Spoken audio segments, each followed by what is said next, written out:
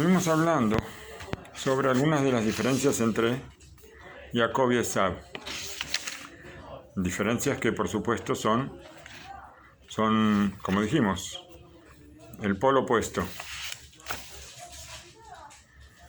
Rav Chaim Shmuelevich, Zechezel Brajá, le contó a sus alumnos que en su juventud él estudiaba en la yeshiva de Grodno, en Europa, y salió de vacaciones por unos días. ¿A dónde sale de vacaciones un gadol, un grande de la Torá como después? Esto era en su juventud, ¿no es cierto? Después fue Rabbi Chaim Shmuelevich, Zechezel Brajá. Salió de vacaciones, fue a otra yeshiva, fue a la yeshiva Novardok, con su tío, el Rav Abraham Yafen.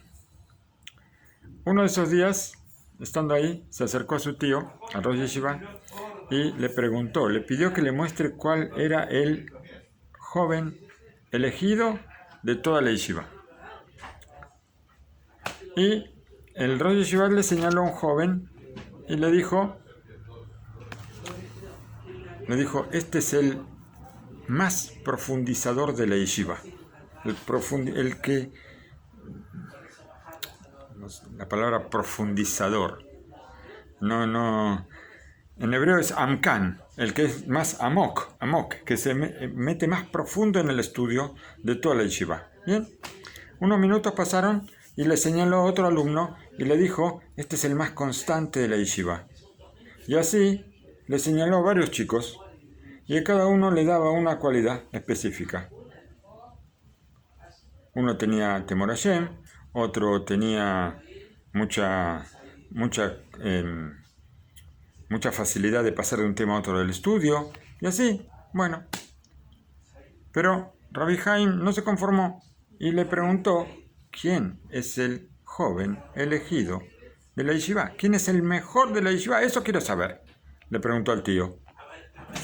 Y lo agarró, lo llevó, Rabbi Abraham, lo llevó a uno de los rincones del salón de estudio de la yeshiva y le señaló a uno y le dijo, este es el elegido, este es el mejor de la yeshiva.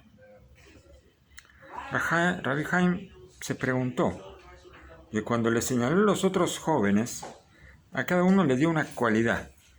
Este tiene temor a Hashem, este es muy serio, este es muy constante, este profundiza, pero sobre este ni le dijo el nombre, ni le dijo cuál es su virtud. Le dijo, este es el mejor. ¿Qué le dijo el tío, Rabbi Abraham? Le dijo, la cualidad de este joven es distinta a la de todos. Este joven es el que busca a Hashem, es el buscador de la yeshiva. Y este Mebakesh, este buscador que el Rab señaló, él estudiaba día y noche, con un esfuerzo tremendo, se esforzaba en la Torá. Y durante años él buscó a Hashem, hasta que tuvo el mérito de coronarse, Baruch Hashem, con la corona de la Torá, y de iluminar una generación entera. Fue el padre de Rabbi Chaim Kanievsky, el Marán Agaón, Rabbi Jacob Israel Kanievsky Zechezel Brajá, conocido también como el Stipler.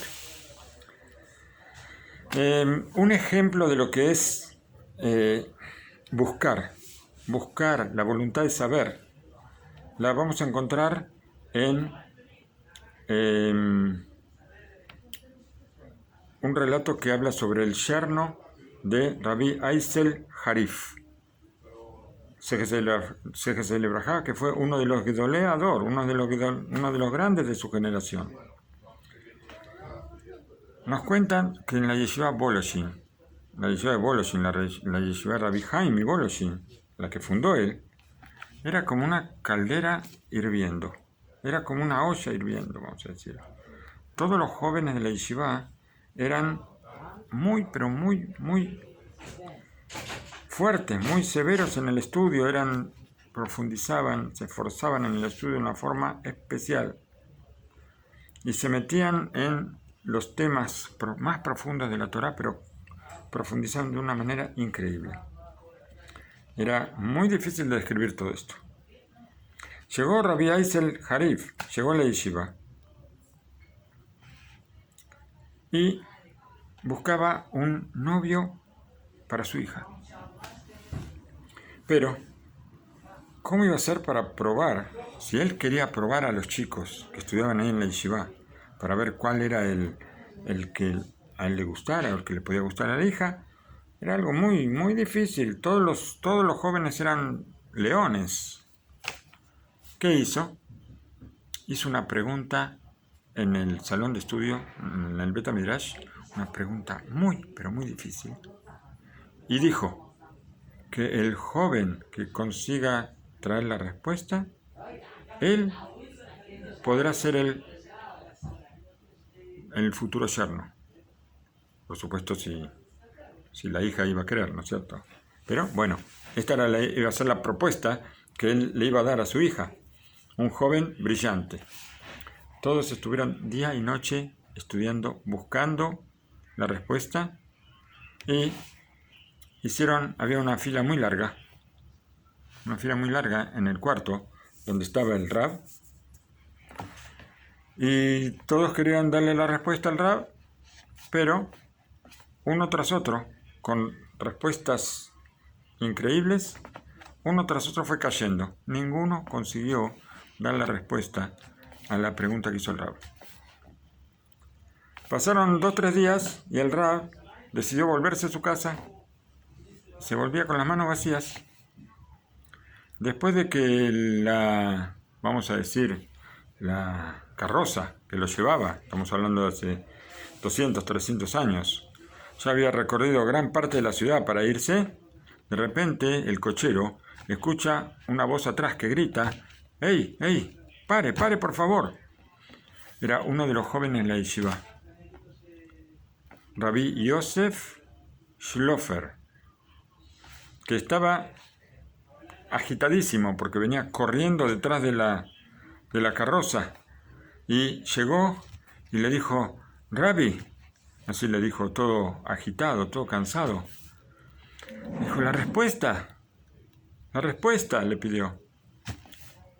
El Rabbi le dijo: ¿acaso tú tienes la respuesta a la pregunta? Le dice: no, Rabbi, no la tengo. Pero yo estoy obligado a saber cuál es la respuesta. ¿Cómo el Rab se va y nos deja con la duda? Se iluminó el rostro del Rab y le dijo: a ti te elegí. El deseo de saber, el amor a la Torá, aunque no llegaste a la respuesta, pero quieres saber y corriste para esto. No hay acá una búsqueda de honores, no hay una búsqueda de nada, no sobresalir sobre los demás, nada. Pero esto muestra que buscar cuál es la respuesta, esto muestra el amor a la Torá en nombre de Hashem, nada más. Por eso a ti te elegí. Bueno, con Esav nosotros encontramos todo lo contrario a lo que vemos con Jacob. Esav le pide a Jacob que le tire. Jacob tenía la olla, ¿no es cierto? Conocemos la historia de la olla del guisado que había preparado Jacob. El guisado lo había preparado ¿para quién? Lo había preparado para Isaac, porque ese día había muerto Abraham Avinu. Isaac estaba del duelo, entonces tenía que comer una comida que le preparara otra persona, y por eso Jacob le preparó la comida, que era un guisado de lentejas, que es una comida de abelut, de duelo. Esav llega y le dice: tírame de ese rojo, así le dice, o el rojo este. Así dijo Esav a Jacob cuando llegó del campo, que había llegado cansado. Ya vamos a hablar por qué había llegado cansado. Él está pidiendo, Esav le está pidiendo, él va a abrir la boca y Jacob va a agarrar la olla y se la va a volcar encima, directamente, así, tal cual. ¿Cómo? Por supuesto que es una forma de comer no con mucha educación. De todo esto nosotros vemos, nos revela la Torá, que Esab todavía no había pasado la etapa, o sea, no se había, no había cambiado, él era un Pere-Adam. Pere-Adam es una persona salvaje y todavía no había dejado esa condición. La Torá lo llama Edom, rojo. ¿Por qué? Por su pedido. Quiero del rojo, de ese rojo. Y también en esto, nosotros aprendemos sobre la personalidad de Esab. Él es el padre de Edom, el padre de un pueblo que se llama Edom. Y todo esto nosotros lo estudiamos de las palabras del Seforno. Cuando Kesherau Shekol Kaj Itmaher Lemalachto, cuando nosotros vemos que Esab se vende a un trabajo que provoca pérdidas, a algo que no es digno de la figura de una persona, hasta que no llega ni siquiera a reconocer cuál es la comida que hay dentro de la olla, sino por su color. Él no llega a ver que ahí hay lentejas o cierto tipo de frijoles, como se llama en cada país de Sudamérica. En cada uno de nosotros tenemos una forma de decirlo diferente. Él vio el color y a esto lo llamó rojo, como diciendo que se enrojece, se avergüenza y que como que él está pintado también de rojo y que él está con calor, con tanto calor, con tanta desesperación por la comida, hasta que antes de saber de qué se trata, ya lo está pidiendo. Esta es la característica principal de Esab, y esto es por qué se llama Pere-Adam, por qué se llama una persona salvaje, o una persona salvaje, no sé cómo explicarlo de otra forma. En la Perashat Vaishlach, o sea, más adelante, está escrito Esab u Edom. Esab es Edom. Y explica también el Seforno que acá estamos enfatizando. ¿Qué estamos diciendo? Estamos enfatizando que Esab es Edom. Va a enseñarnos que él como que se desespera por un deseo que le va a traer una pérdida. Y en todo el camino, en toda su vida, él se muestra vendido a estos tipos de deseos. Como pasó el día en que fue llamado Edom, que ese día llegó cansado de las malas cosas que había hecho y no reconoció a las lentejas por su propio nombre. Pasaron días, pasaron años y Esab no cambió. Está escrito, estas son las generaciones de Esab. Tiene hijos, tiene nietos, inclusive tiene bisnietos. Y de todas formas, él sigue siendo Edom. Quedó así, esa persona salvaje quedó tal cual a pesar de que creció.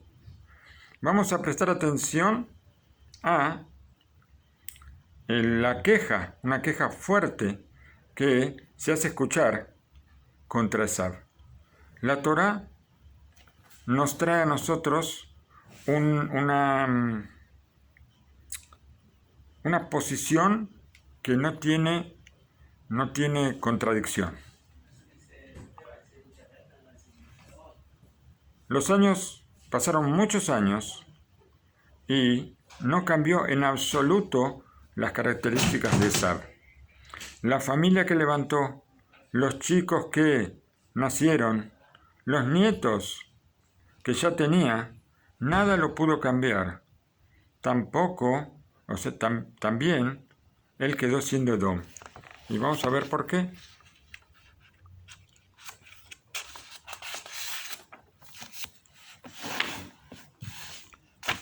Antes, una pequeña introducción, antes del cierre. Hay personas mayores en las que se puede ver una falta de crecimiento espiritual.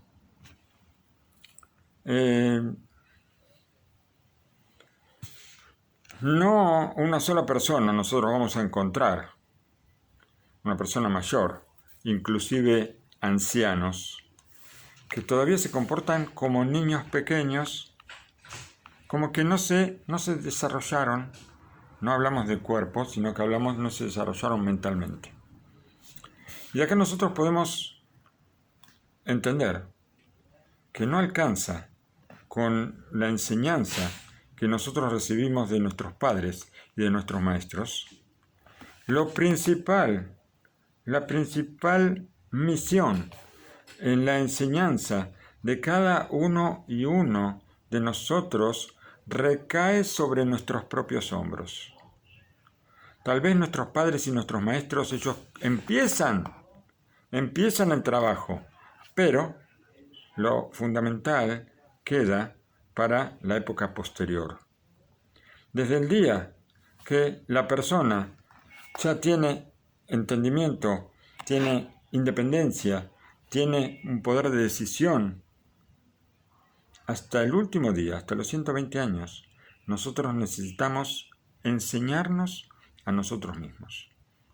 Es así como nosotros tenemos la guerra eterna contra el Yetzer Hará, también tenemos una misión que cumplir durante toda la vida.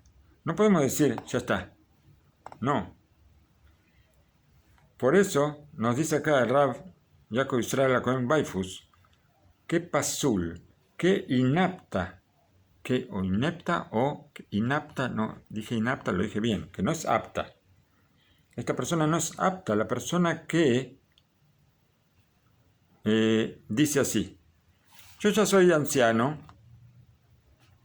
estudié tanto durante mi vida, tal vez yo tengo que enseñar a otras personas, eso tal vez sí lo tengo que hacer, pero estudiar ya no tengo que estudiar.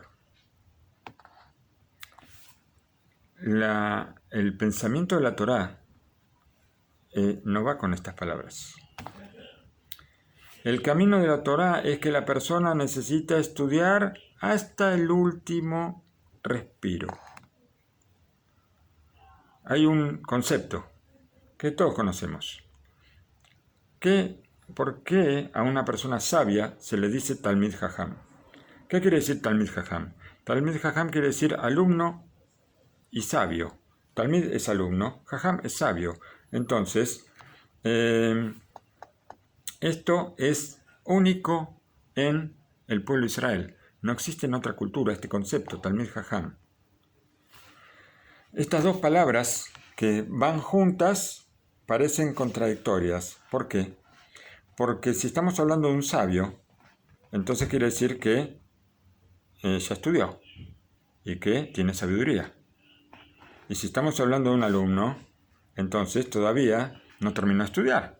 Un alumno tiene que seguir estudiando. Entonces, ¿qué es lo que nos dice todo esto? Que tenemos la misión nosotros de ser sabios. Nosotros venimos al mundo para darle espiritualidad al alma. Y esto lo logramos solamente con la Torá. Pero de todas formas, tenemos que seguir buscando, tenemos que seguir aprendiendo, aumentar hasta el último día. Y con esto nosotros vamos a llegar a este concepto de Talmid Jajam, alumno y sabio. ¿Por qué? Porque sabemos que a pesar de que estudiamos mucho, nos queda todavía mucho por aprender. Y esto lo estudiamos nosotros de Jacob Avinu, que también cuando él ya tenía más de 60 años, él fue a estudiar 14 años seguidos. a la yeshiva de Shem y Eber, o a la de Shem, o a la de Eber, no sé cuál de las dos, o a la de los dos. ¿Y para qué? Porque él no podía dejar de enriquecer su alma. Todavía tenía que seguir estudiando, todavía era un alumno. Esav no se preocupó para nada por desarrollarse a sí mismo. Ya dijimos que él nació hecho, ¿no es cierto? Entonces, si nació hecho, ¿hay algo más que hacer? No. Pero sabemos que cuando él intentó de como apoyarse en otros, aprender de otros. ¿Y qué hizo? Esto lo hizo de una forma en la que no tuvo éxito. Cuando cumplió 40 años, después de hacer muchas barbaridades, él se casó con 2 esposas, Kenaniot, de los Kenaanim, que esto le traía un sufrimiento muy grande a Isaac y a Rivka. Y Rashi nos enseña, durante los 40 años, él casaba mujeres, las sacaba de las manos de sus maridos y las violaba. Y cuando cumplió 40 años dijo, papá se casó cuando tenía 40 años, se casó con Rivka, con mamá. Yo también voy a hacer lo mismo. Y él quiso copiar a su papá, Baruch Hashem, pero no aprendió, no entendió que el padre tomó a una mujer justa. En cambio él tomó 2 mujeres de los Kenanim, que eran lo más malvadas y lo más bajas que podían ser. Y esto nos lo demuestra, está escrito que Esav no acostumbraba, Esav shelo urgal be lamida be reshit yalduto lo haya mesugal lilmod limud amiti. Por cuanto que él no aprovechó el estudio al principio de su niñez, a pesar de que ya vamos a ver que él estudiaba junto con Jacob, estudiaban del padre Isaac, inclusive con su abuelo Abraham, pero como él, desde el principio él no absorbió esa enseñanza, entonces tampoco lo que estudió fue verdadero. Y él volvió y cayó él quiso copiar lo exterior, por ejemplo, copió lo exterior. El papá se casó a los 40 años, yo también me casé a los 40 años, pero bueno, el papá se casó, vamos al punto interno, vamos a profundizar. El papá se casó con una Sadeket, con Rivka, ya vimos lo que era Rivka, y él se casa ¿con quién? Se casa con 2 mujeres malvadas. Y después de que él sabe que estas mujeres eran malas a los ojos de los padres, ¿qué hizo? Entonces él se casó con Mahalat Bat Ishmael. Mahalat, creo que así se pronuncia el nombre, hija de Ishmael, la hermana de Neviot, se casó con ella sobre las otras mujeres y la tomó por esposa. Y dice sobre las otras mujeres, ¿qué quiere decir? Agregó maldad a la maldad, porque no las divorció a las otras 2. Se quedó con ellas también. Bien. Pensando en los caminos de Esav, se nos despierta una pregunta. ¿Quién es culpable de esta transformación que tuvo Esav? Dijimos que él nació hecho. Y ahora, ¿qué puede hacer? ¿Qué puede hacer? Ya nació así. ¿Qué puede hacer ahora? ¿Qué vamos a hacer? Nació así. ¿Qué culpa tiene? La respuesta, ¿cuál es? Tal vez, podemos decir que las fuerzas de su alma son fuerzas difíciles. ¿Por qué? Porque nació hecho. Nació contra todo. Y esto lo vemos en el hecho de que haya nacido Admoní, que nació rojo. El color rojo es siempre un símbolo de la inclinación a cosas difíciles, a cosas duras, a crueldad. Tal vez,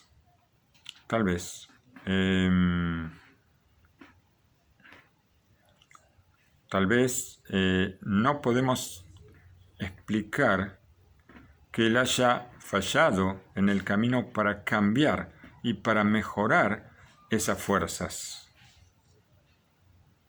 Por el contrario, nosotros tenemos que decir, nuestros sabios afirman que si Esav se hubiera puesto frente a estas características de su alma, él hubiera llegado a corregirse, hubiera sido, si lo hubiera hecho con la forma digna que merecía buscar la corrección, entonces hubiera subido hasta una categoría inclusive más alta que la de Jacob Avinu.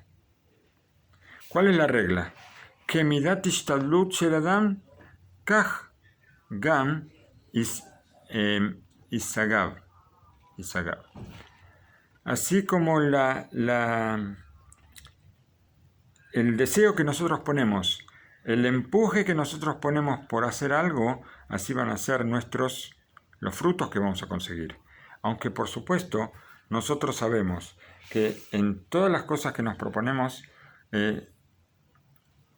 nuestro esfuerzo no es lo que hace, bueno, en lo espiritual sí, en las cosas materiales nosotros sabemos que no, que en las cosas materiales nosotros tenemos que hacer algo y Hashem va a hacer el resto.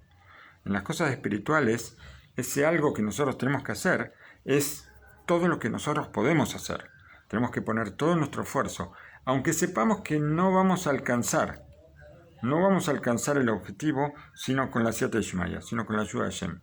Pero de todas maneras, nosotros tenemos que hacer nuestra parte con todo nuestro esfuerzo, con todo nuestro potencial. Y Hashem va a ver cuáles son nuestras dificultades, y sabemos que está escrito que de acuerdo al sufrimiento es la recompensa. El Maharal Miprag, en la explicación sobre Rashi, él pregunta, ¿cómo es posible entender lo que dijeron nuestros sabios de que, como empieza la perashá, que en la panza de Rivka había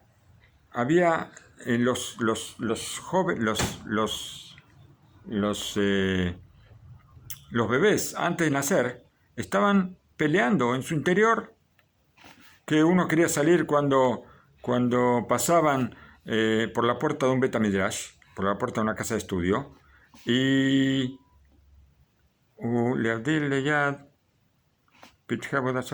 el otro también quería salir, pero cuando pasaban por la puerta de un templo de idolatría,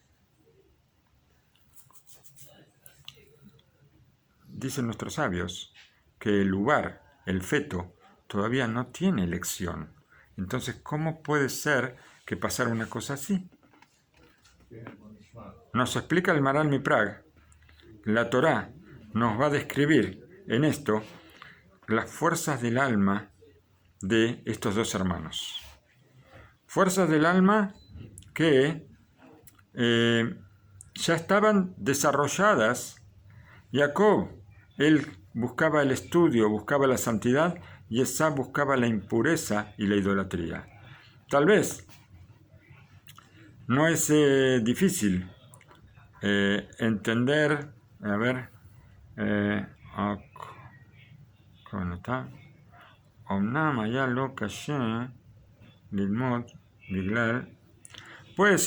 Podemos decir que tal vez para Esav era difícil estudiar por sus características, pero esto no quiere decir que no pudiera estudiar. Si él hubiera querido estudiar, lo hubiera conseguido. Y también como nosotros podemos entender Benamid et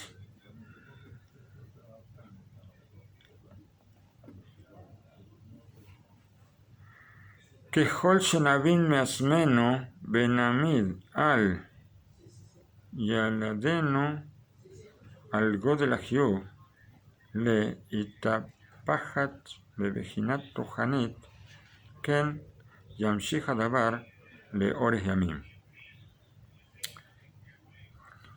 A ver qué quiere decir esto. Así como nosotros podemos entender, nosotros tenemos que poner en nuestros niños, mostrar la obligación grande que hay de desarrollarnos en forma espiritual. ¿Por qué? Y desde chicos. ¿Por qué? Porque esto va a seguir para toda la vida.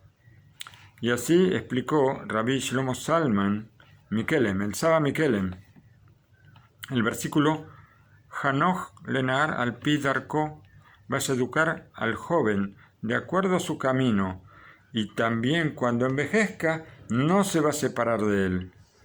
No se va a separar la persona de lo que le enseñaron tampoco en su vejez. ¿Cómo es eso? Cuando estudiamos Musar. El Musar es lo que nos hace fijar la obligación de estudiar. El Hafez Haim, en el Shemirat Halashon o en el Hafez Haim, él habla de las dos cosas, el Musar y la información, o sea, el estudio de la Torah y el estudio de Musar. Y nos dice así: yo tengo que estudiar para saber cómo es la ley. Pero si no estudio Musar, que el Musar me obliga a cumplir esa ley, ¿para qué estudio la ley? Si la ley la estudio como un libro de historia, entonces no la voy a cumplir. Ahora, si yo estudio Musar y el Musar me dice que yo tengo que ser una persona buena, que yo tengo que crecer, que yo tengo que ser justo con los demás, que tengo que... todas las cosas que me obliga a hacer el Musar, a ser una persona íntegra. Pero si yo no sé cómo ser íntegro porque no estudio la ley, entonces tampoco lo puedo aplicar. Por eso las dos cosas van juntas. Pero para que lo que uno aprende, cuando uno se esfuerza por aprender, eso se mantenga, hace falta el Musar. El Musar es lo que me muestra qué camino seguir. Si voy a seguir el camino de la Torá, voy a seguir el camino de seguir creciendo, o me voy a quedar donde estoy y digo, no, esto ya está, ya aprendí, ya no necesito más. El Musar me va a decir que tengo que seguir estudiando, el Musar me va a decir que tengo que cumplir lo que estudio, el Musar me va a decir que mi boca y mi corazón tienen que ir juntos, que yo no puedo pensar una cosa y mostrar otra cosa. El Musar me dice, me enseña todo cómo ser con las demás personas, todo. Por eso siempre tenemos que estudiar Musar. Volvamos a lo nuestro. Nosotros vemos acá la comparación entre Jacob y Esav. Y en esto nosotros entendemos que hay una obligación permanente. Nosotros necesitamos poner luz, volcar luz sobre la situación en nuestros días, en nuestra vida, en los días de hoy. No estamos hablando ahora de 3.000, 4.000 años para atrás, sino hoy. Mucha gente de nuestra generación piensa que a los niños, a los jóvenes, nosotros tenemos que darles, liberarlos un poco de la dependencia de los mayores. ¿Cuál es la consecuencia de esto? Darle independencia a los chicos, darle, como dicen los psicólogos, tienen que tener confianza en sí mismos, ¿no es cierto? Tienen que ser independientes, tienen que ser, la palabra confianza en sí mismo es que tienen que tener, esto, confiar en sí mismos, no depender tanto de los padres. Y esto los convierte en pequeños Esav. ¿Por qué? No estamos exagerando. Estas son las palabras de nuestros sabios. Nuestros sabios nos dicen que Esav nació hecho. ¿Qué quiere decir que Esav nació hecho? Esav nació hecho quiere decir que él no necesita aprender de los mayores, como hablamos del bebé, que el bebé depende en todo de sus padres. Pero si el bebé nació hecho, como un ternerito, como un caballito, como una palomita, que nacieron hechos, aprenden a volar y vuelan. Si yo le enseño a mi hijo a volar para que vuele, y no le enseño cuáles son los valores de la vida, entonces, ¿qué va a aprender? ¿Qué va a aprender? Nosotros tenemos que mostrarle el camino a nuestros hijos, no atarlos, Hasu Shalom. Nada se hace por la fuerza, pero hay que mostrarle que esto es la vida, lo que nosotros tenemos es la vida, y por supuesto que, así como ellos necesitan aprender a comer, necesitan aprender a darse vuelta, necesitan aprender a gatear, a pararse, a hablar, y todo eso necesitan a los padres, también necesitan la parte espiritual, que nosotros se las demos, la enseñanza que nos trae Jacob vino, y todo esto, mostrarles hasta dónde nosotros tenemos que darle educación. Nosotros tenemos que darle educación, nosotros o sea, los padres y los maestros de él, para que llegue un momento que él puede seguir, que sepa que tiene que seguir. No que la escuela terminó y ahora ya está. Terminó la escuela, ahora no hay que estudiar más. ¿No? Nosotros vemos de nuestros sabios, nosotros vemos de toda nuestra historia, y lo entendemos, ¿por qué? Porque yo recuerdo que en la escuela había un manual, un libro para primer grado, un libro para segundo, un libro para tercero, bueno, terminó séptimo y ya está, no hay más. Entonces, ahora si uno quiere seguir un poco más, quiere seguir la escuela secundaria, entonces habrá un libro para primer año, para segundo, para tercero, termina. Pero la Torá la estudia un chico de 5 años, la estudia un viejito de 120. Y siempre hay más para estudiar, siempre hay más. Y esto nos muestra a Jacob vino, que tenía 60 y pico de años, tenía que casarse, y sin embargo fue 14 años a estudiar, en los que no durmió, una noche no se acostó en la cama. 14 años seguidos, por eso después cuando salió Perashat Vayetze, la próxima, si no me equivoco, durmió en el lugar, Vayetze o Vaishlach, no me acuerdo en cuál de las Perashot, cuando sube la escalera, los ángeles que suben y bajan las escaleras, ahí dice, se acostó en el lugar, ¿por qué? Porque antes no se había acostado. Entonces, como una vez me dijo una persona, cuando se terminaba el estudio del Talmud, del Shas, me dijo, se había hecho, no esta última vez, sino la vez pasada, hace 8 o 9 años, había mucha publicidad, de que todo el mundo hablaba de que se terminaba el estudio del Shas, y esta persona que no estudiaba me preguntó, ahora terminan los estudios, ¿y qué van a hacer después? Le dije, vamos a empezar otra vez, hay que estudiar, hay que repasar, tenemos que saber otra vez, tenemos que profundizar más en la Gemara, más en el Talmud y aprender más. Y no entendió, pero nosotros sí entendemos que estudiamos, y cuando vamos creciendo en el estudio sabemos cuánto nos falta para seguir. Y esto no nos da una sensación de impotencia, decir, uy, no, pero ahora que empecé a estudiar, ahora sé que no sé nada. No, ahora sé mucho, porque cuando estudio aprendo y sé, pero también sé que hay mucho más por estudiar.